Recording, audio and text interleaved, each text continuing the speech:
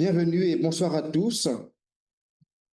Soyez les bienvenus pour ce nouveau rendez-vous des jeudis du DEFAP, un rendez-vous exceptionnel puisqu'il n'était pas programmé normalement, mais pour des raisons particulières, nous avons accueilli notre conférencière.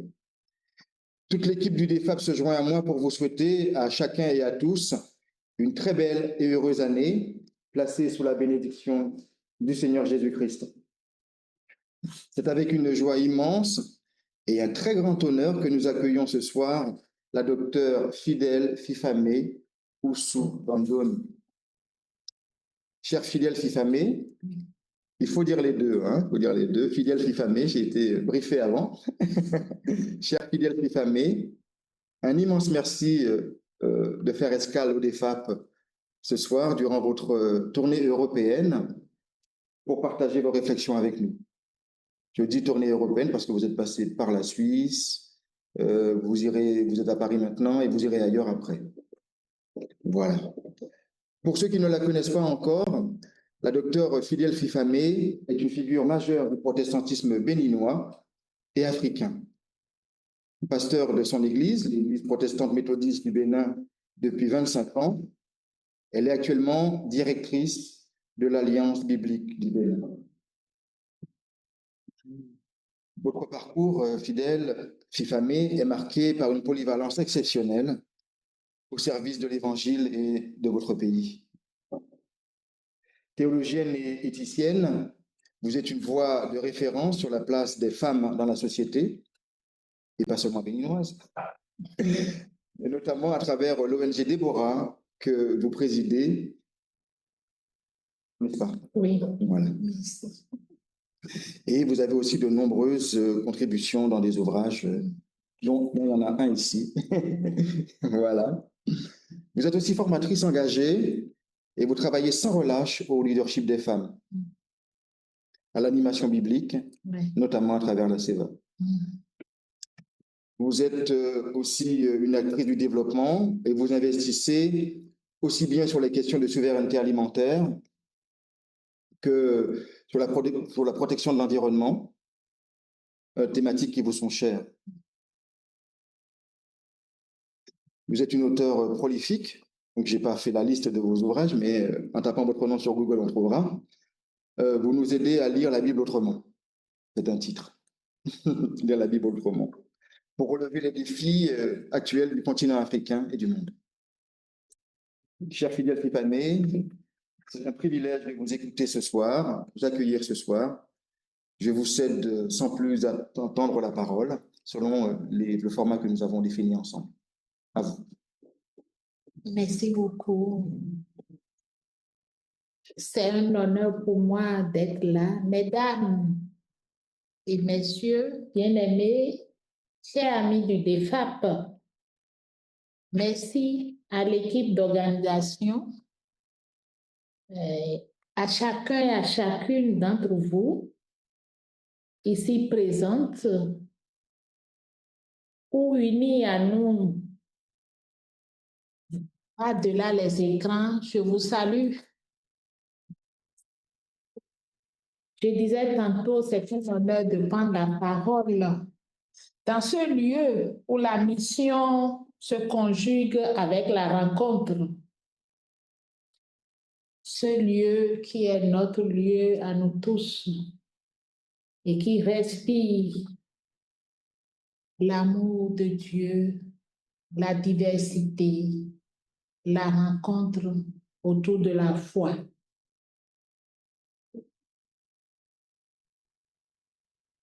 Le sujet qu'on me demande, qui m'a été proposé et que j'ai accepté de présenter, est un travail de plusieurs années. Et je suis reconnaissante au DEFAP qui a contribué à ce travail. Et c'est une fierté pour moi d'être là aujourd'hui et de parler des fondements éthiques du féminisme, une réflexion à partir du contexte africain. Je suis africaine béninoise, pasteur Mon travail a commencé par un constat de rupture. Nous vivons aujourd'hui au cœur d'une injustice criante. Cette injustice n'est pas un accident. Ce n'est pas un accident de l'histoire. Elle est le fruit patient des siècles de construction. Ce sont ce que j'ai appelé les citadelles masculinistes. Donc, mon travail est une réflexion sur les moyens de briser ces murs de construction. Et le travail prend sa source dans une question brutale mais vitale qui a hanté mes recherches doctorales. Je veux ici saluer l'Université protestante d'Afrique centrale au Cameroun. Qu'y a-t-il d'inacceptable aujourd'hui dans la condition féminine, et particulièrement en Afrique? C'est la question principale. Et le féminisme, tel que je le porte, n'est ni une importation idéologique, ni un luxe intellectuel, mais une réponse éthique. Pour moi, le féminisme est au-delà de la théorie. C'est une vie.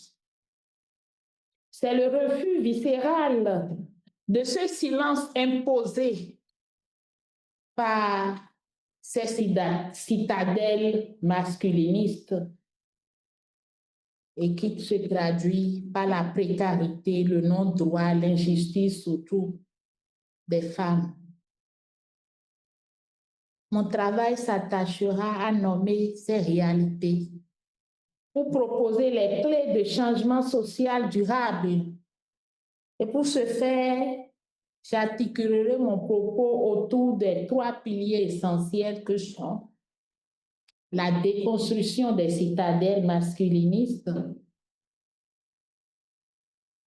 le concept de désencerclement et de sororité, et enfin, le fait vinétique de la réciprocité et de la dignité.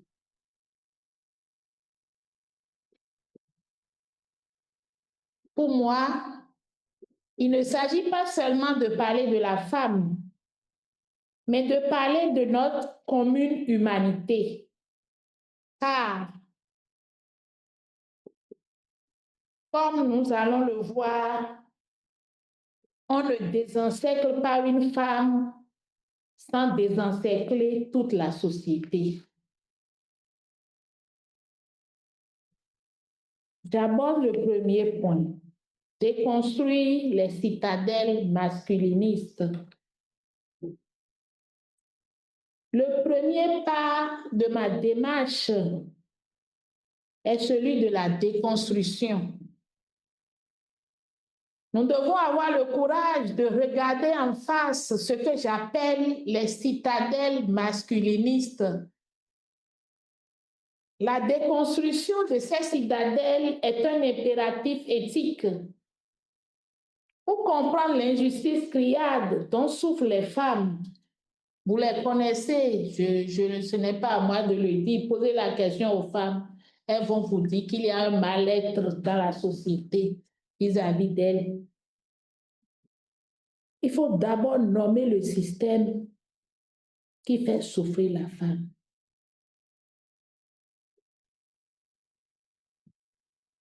Les citadelles masculines sont comme des structures de pensée et de pouvoir qui sacralisent l'infériorité féminine.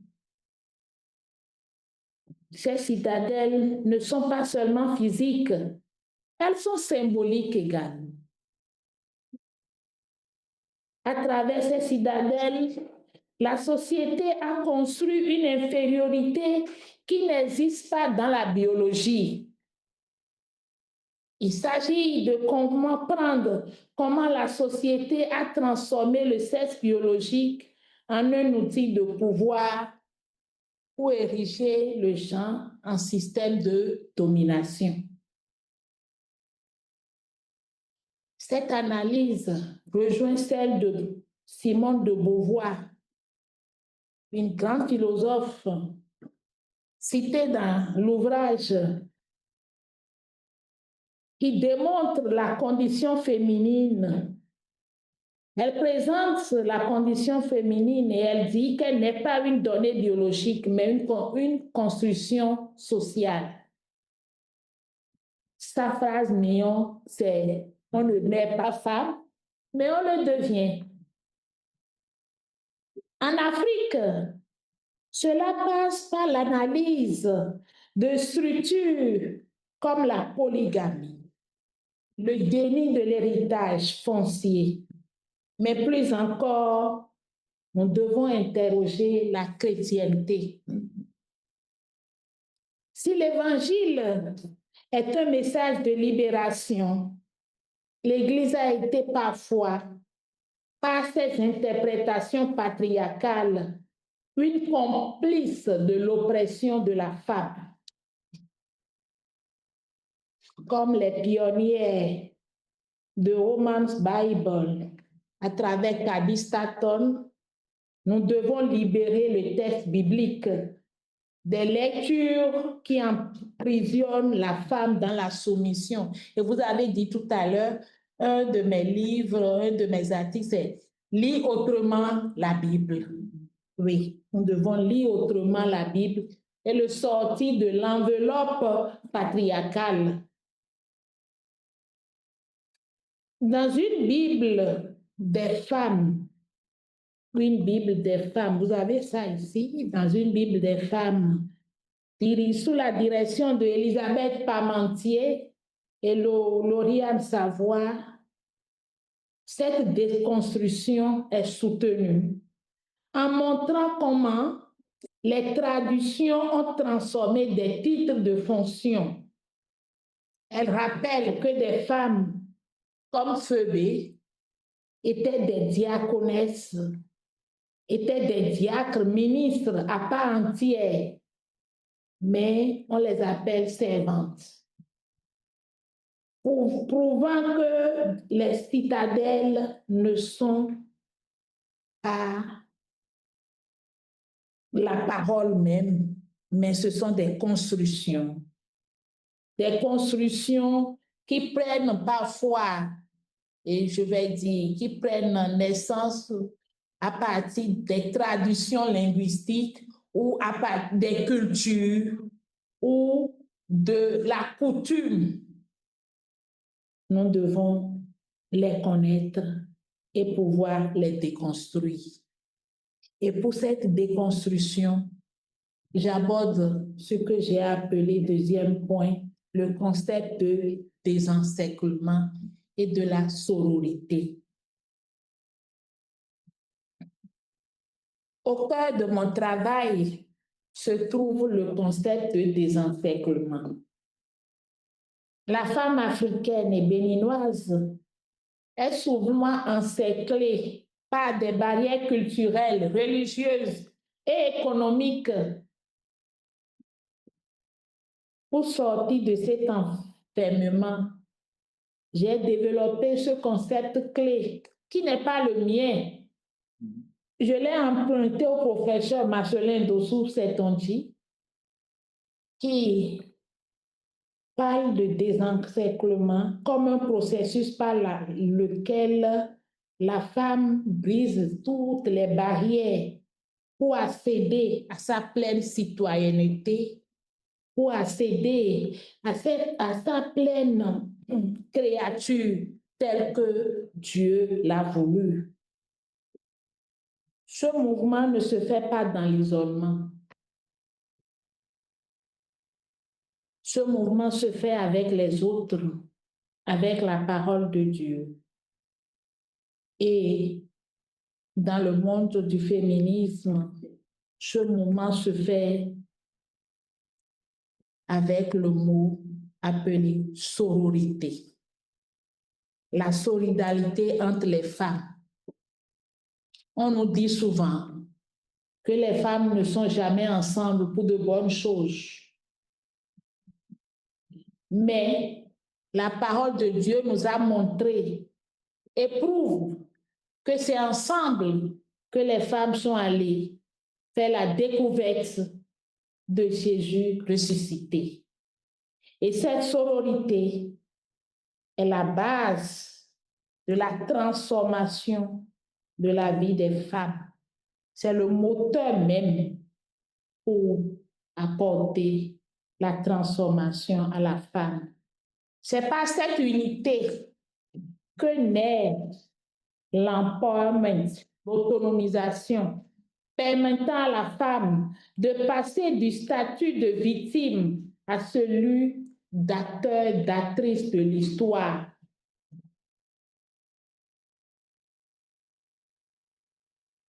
L'histoire des femmes a été faite plutôt tout le temps par les autres. C'est le moment pour les femmes de pouvoir faire elles-mêmes leur histoire et telle que Dieu la veut. Et cela passe par le désencerclement et la sororité. Il ne s'agit pas de prendre le pouvoir sur les hommes, mais d'exercer son propre pouvoir pour le bien commun. Et pour ce faire, les femmes et les hommes se retrouvent autour du même cercle, à la même circonférence, avec une distance égale et Jésus au centre. C'est ça ce que le professeur Marcelin appelle le désencerclement. Nous sommes tous au centre, nous sommes tous autour du même cercle où Jésus est le centre. Le concept de désencerclement que je propose est donc une base de l'action éthique. Il s'agit de briser les barrières symboliques et réelles. Elisabeth Sochler-Fiorenza, une féministe américaine par excellence et pionnière de l'herméneutique féministe, soutient l'idée que pour se libérer, la femme doit se souvenir de ses ancêtres. C'est ici que la sororité intervient et le désencerclement est collectif. Mais on se désencercle pourquoi? Et c'est en cela que j'aborde le troisième point que j'ai appelé pour une éthique de la réciprocité et de la dignité. L'éthique que je propose est celle de la dignité humaine intégrale. Le féminisme bien compris est une branche de l'éthique qui vise l'excellence humaine. Et quand je parle de l'excellence de l'humain, c'est en référence à la parole de Dieu, et cela était très bon. Le féminisme bien compris est un combat pour l'égalité, oui, où l'éthique joue un rôle de régulateur social, avec la règle d'or qui dit de faire aux autres ce que l'on veut qu'il nous soit fait. Et donc, que le traitement qui est donné à la femme dans la société soit un traitement qui respecte cette règle d'or. En contexte africain, cela signifie réinventer les rapports hommes et femmes, non plus sur le mode de la force, mais sur le mode de la réciprocité, le vis-à-vis.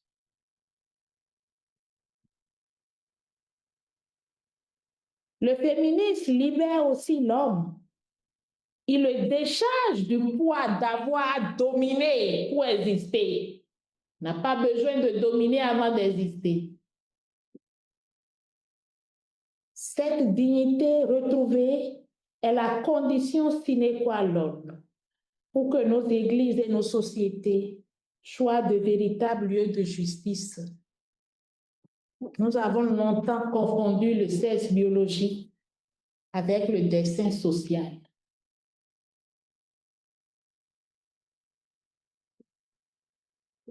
Mon travail appelle à une déconstruction radicale de ces schémas. Il ne s'agit pas de renier qui nous sommes, mais de revendiquer une nouvelle identité où le je se dit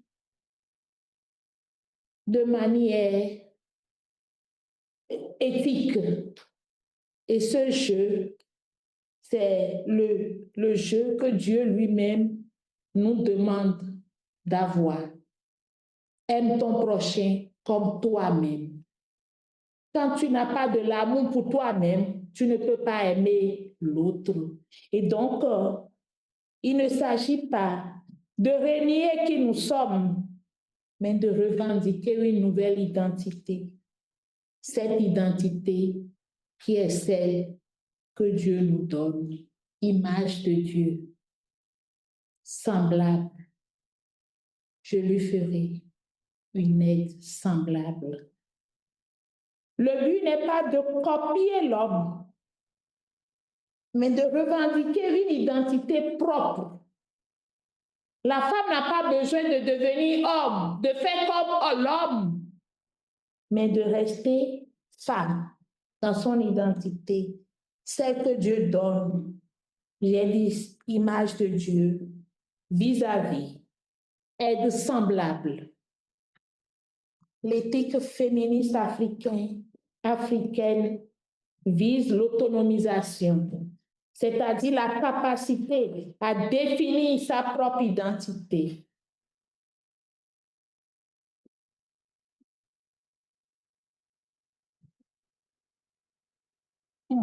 Dans cette dynamique, je parle en prenant appui sur la méthode éthique de voir, juger, agir. Il ne faut pas que nous observons seulement ce qui se parle, que ce qui se fait, ce qui se dit, mais il faut que nous puissions aller au-delà de l'observation, de l'interprétation, du jugement, mais il faut également agir. Et c'est dans cet agir que vous allez voir les actions dont vous avez parlé, qui sont liées un peu à la souveraineté alimentaire, à l'écoféminisme, aux droits des femmes, parce que le traitement qui est fait à la femme est identique au traitement qui est fait à la terre nourricière. Et donc, nous ne pouvons pas parler du féminisme dans notre monde africain, béninois, et ignorer notre environnement. Parce que l'environnement porte tout cela. Donc, mon féminisme, à travers mes recherches, est un plaidoyer pour une humanité enfin réconciliée. Une humanité où l'on se voit comme des enfants d'un même père, d'une même mère. Le combat pour l'égalité n'est pas une option. C'est une exigence de notre foi. C'est l'impératif de notre éthique de vie.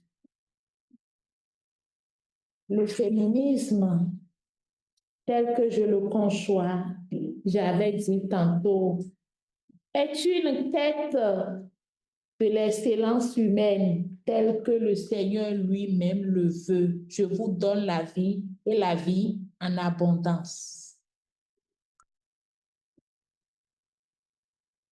Posez la question aux femmes et demandez-leur si elles ont une vie en abondance.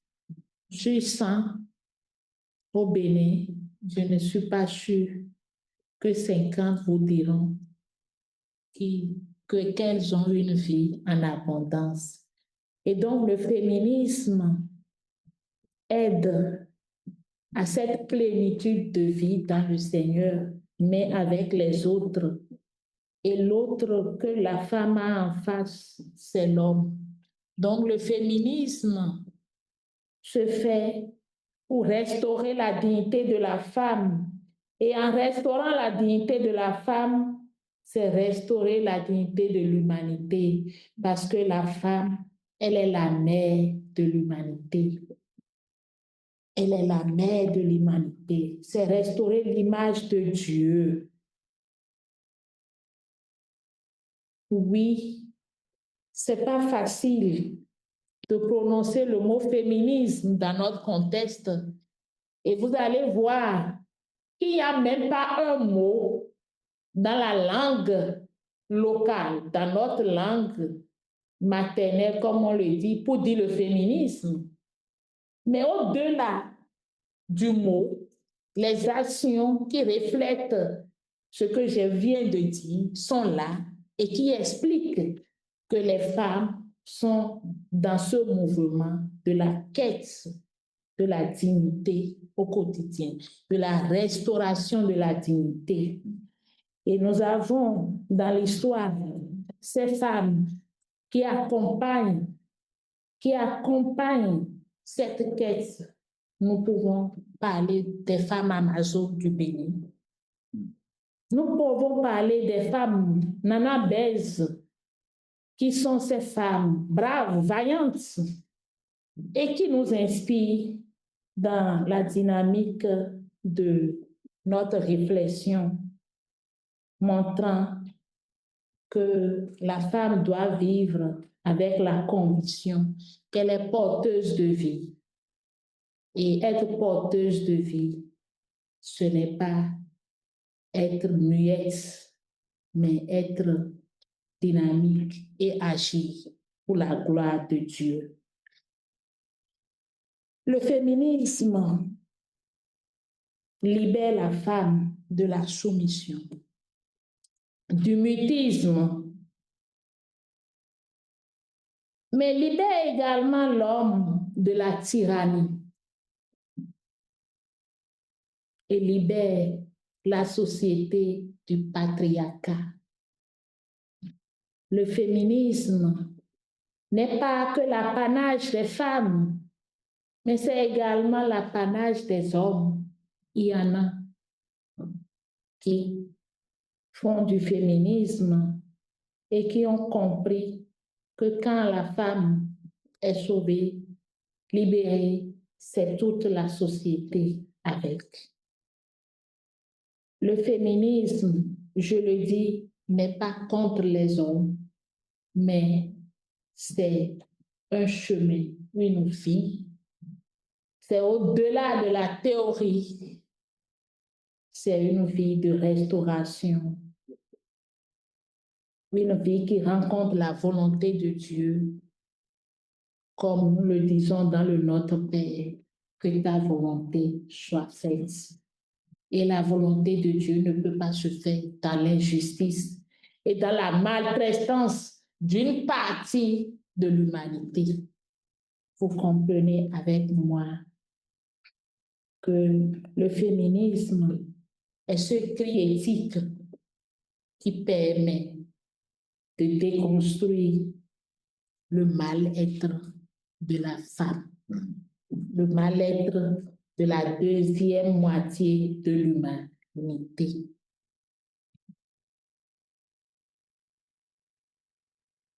Et ce travail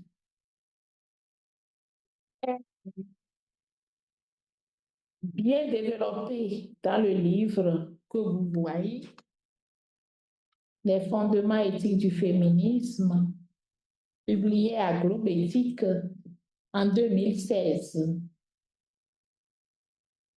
et qui montre une fois que le féminisme, bien compris, est un effort pratique pour relever le défi de la dignité. Et ce travail qui est fait depuis 2016 rejoint encore des réalités aujourd'hui. C'est pour cela que je suis là et je parle d'une Bible des femmes qui fait écho à ce travail sur les fondements éthiques du féminisme.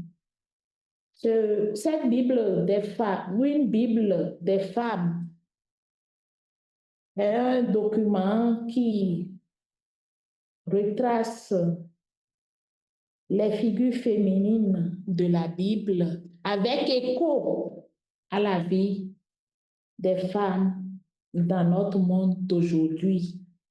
C'est une vingtaine de femmes théologiennes protestantes, catholiques, francophones, européennes, africaines et québécoises qui ont mis ensemble leurs réflexions dans ce livre et qui fait écho à ma recherche, les fondements éthiques du féminisme. Mais il n'y a pas que ce livre, une Bible des femmes, une Bible avec petit b, bien sûr. Ça ne remplace pas notre Bible, mais ça fait écho à la Bible de Paddy Staton des siècles après. Nous avons une Bible des hommes. Et là, c'est également une Bible maintenant avec grand B, point des hommes. Et c'est toujours sous la direction de Elisabeth Parmentier et Denis Fricker. C'est vraiment un livre qui fait écho à lire autrement la Bible pour accompagner ce cri éthique de désencerclement, où les figures masculines de la Bible ont été relues et questionnées dans la dynamique du féminisme, dans la dynamique des femmes. Parce que, comme je le dis et j'ai dit quelque part, où étaient les femmes quand on écrivait la Bible? Elles vont vous répondre, elles étaient absentes. Où étaient les femmes quand on interprétait? Elles étaient absentes. Les Africaines ont compris et les sociétés bibliques africaines se sont mises ensemble, 25 sociétés bibliques avec la société biblique kenyane en tête pour réfléchir et faire une relecture de la Bible, une relecture des textes bibliques de la Genèse jusqu'à l'Apocalypse, pas pour réécrire la Bible, mais pour sortir des méditations qui vraiment fait écho dans le contexte africain d'aujourd'hui et dans la vie des femmes. Et vous avez dans cette Bible de méditation par les femmes d'Afrique 365 méditations, c'est-à-dire une méditation par jour. Vous avez 52 thématiques qui font écho à la vie de la femme, des thématiques qu'on n'ose pas aborder dans les études bibliques ou dans les prédications, mais qui sont des problèmes de la femme de tous les jours. Vous avez 52 thématiques et vous avez 52 figures, portraits de la femme de la Bible pour accompagner la vie de la femme dans ce que j'ai appelé le cri éthique pour restaurer la dignité de la femme. Donc, je suis contente de voir cette réflexion sur les fondements éthiques du féminisme prend écho dans ces différents documents. Et je peux vous dire un secret, j'ai pris la peine de participer sans savoir qu'un jour, je serai directrice de l'Alliance biblique du Bénin. Et c'est avec fierté que je fais la promotion de cette Bible et je vous invite à la voir, Ayez ça dans vos familles et vous allez voir la transformation qui se passera au sein de votre couple, de votre famille. Si vous avez des amis chers, prenez cette Bible et donnez-leur comme un joli cadeau. Mais ce n'est pas de la publicité mais je voudrais vous dire, nous devons oser aborder les questions que l'Église fuit, comme les questions de violence. Les questions de violence. Mais la Bible n'a pas occulté ces questions. La violence, le viol de Tamar, le viol de Dina. Mais ce sont des questions que l'Église n'aime pas qu'on aborde. Nous devons, le féminisme veut que ces questions soient vraiment abordées pour que nous puissions préparer les jeunes. Je suis allée jusqu'à oser sortir ce livre, La violence sexuelle parmi les adolescents, une réflexion éthique et théologique pour amener à comprendre que ces réalités qui sont les nôtres au quotidien ont des échos dans la Bible et nous pouvons nous appuyer sur ces réalités pour pouvoir nous faire, pour pouvoir sortir de notre enfermement, pour pouvoir sortir de notre dépression, pour pouvoir sortir de notre silence. Donc, je puis dire que loin d'être une importation, parce que c'est ce que nous entendons, le féminisme est européen. Non, le féminisme n'est pas européen. C'est une branche vitale de l'éthique. Et tout être humain qui se sent dans une situation de mal-être vis-à-vis de la femme et qui commence par en parler est féministe. Je propose que nous puissions ensemble réfléchir et travailler encore pour finir et passer de l'injustice criarde dont j'ai parlé à une véritable autonomisation de la femme. Je dis bien autonomisation. On peut mettre d'autres adjectifs. Il faut que la femme puisse dire le jeu éthique. Je suis. C'est une invitation à repenser la dignité, non comme un privilège, mais comme un droit. Un droit inébranlable au cœur de la création. Car le féminisme n'est pas un combat contre le pouvoir, mais une quête de l'excellence, de la justice et de l'humanité, comme Dieu nous la donne.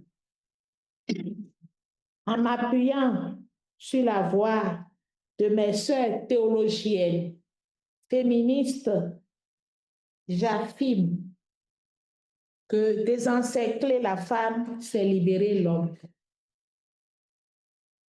Pratiquer la sororité, c'est soigner la société. Réclamer son identité, c'est honorer l'image de Dieu en nous.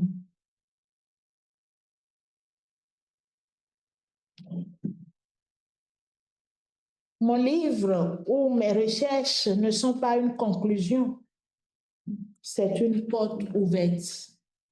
C'est une porte ouverte vers une humanité réconciliée. C'est une porte ouverte vers des recherches d'action. Des recherches d'action. Car, comme je l'ai dit, si l'image de Dieu est en chaque être humain, comment pouvons-nous accepter qu'une moitié de l'humanité soit encerclée? Si nous continuons de souffrir et que dans mon pays, il y a encore une femme, une fille à qui l'on refuse d'aller à l'école, nous sommes obligés de nous lever pour dire non à ce système qui refuse l'éducation à une fille parce qu'elle est fille. Je tiens à dire que le travail n'est pas un travail facile. Mais avec Jésus, on avance en eau profonde sans craindre de tomber. Mais chaque fois qu'on tombe, on se relève. Je peux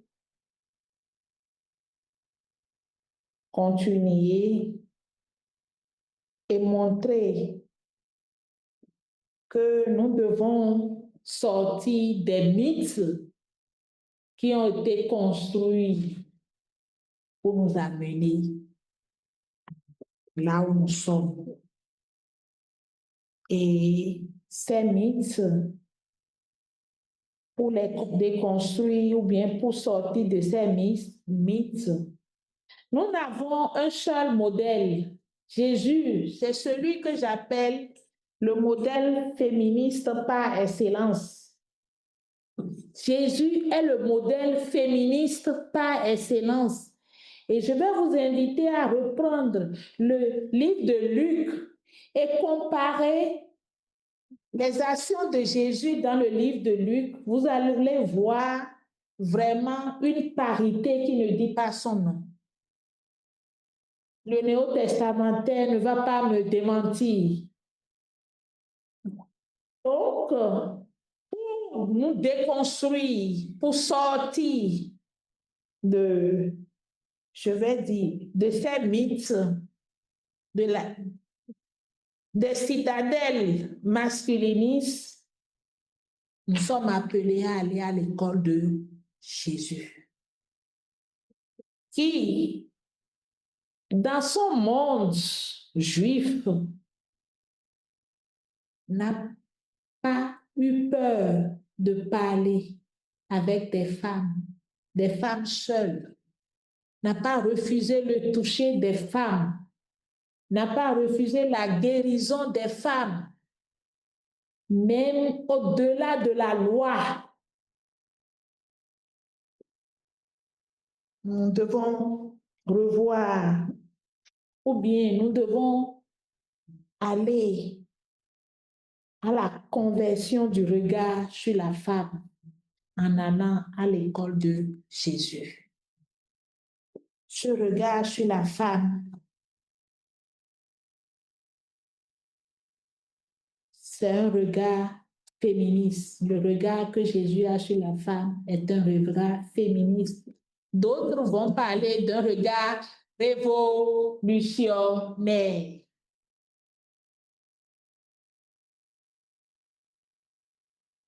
Le mot et les mots qui sont plutôt les maîtres mots du féminisme, c'est la libération, la promotion, l'émancipation. Ce que j'ai résumé dans la vie en abondance, dans la bouche de Jésus. Jean 10, 10. Donc, nous devons comprendre que le discours féminisme n'est pas en contradiction avec l'évangile libérateur de Jésus-Christ. Venez à moi, vous tous qui êtes fatigués et chargés, et je vous donnerai du repos. Le poids que portent les femmes, c'est un poids lourd. Et le féminisme est ce chemin qui leur permet de pouvoir se décharger de ce poids. Ce féminisme dont je parle n'est pas un féminisme activiste qui est contre l'homme. C'est ce féminisme qui a pour modèle Jésus-Christ. Il est un homme, il n'est pas femme. Il a commencé avec les femmes, il a fini avec les femmes. Il a commencé avec les femmes, il a fini avec les femmes dans un monde où la femme n'avait pas de place. Est-ce que nous pouvons travailler dans ce sens pour permettre à l'humanité d'être très bon, très belle plutôt comme Dieu l'a voulu? Je ne sais pas si j'ai épuisé mes 45 minutes. Presque, il reste encore 4 mais minutes. Je voudrais inviter les uns et les autres à comprendre que si le féminisme est multiple et divers, le but du féminisme, je l'ai dit, c'est la femme avec son autonomisation telle que Dieu le veut. Quel que soit le nom que vous allez donner au féminisme, le féminisme, il est à la fois international par son origine et son objectif, et national par ses stratégies. Chacun a sa manière de faire du féminisme pour répondre et lutter contre ces citadelles dont j'ai parlé tantôt. Le féminisme n'est ni l'apanage des hommes, ni l'apanage des femmes, mais le féminisme est une vie, un mouvement qui veut voir l'humanité telle que Dieu l'a voulu. Je vous remercie. Merci.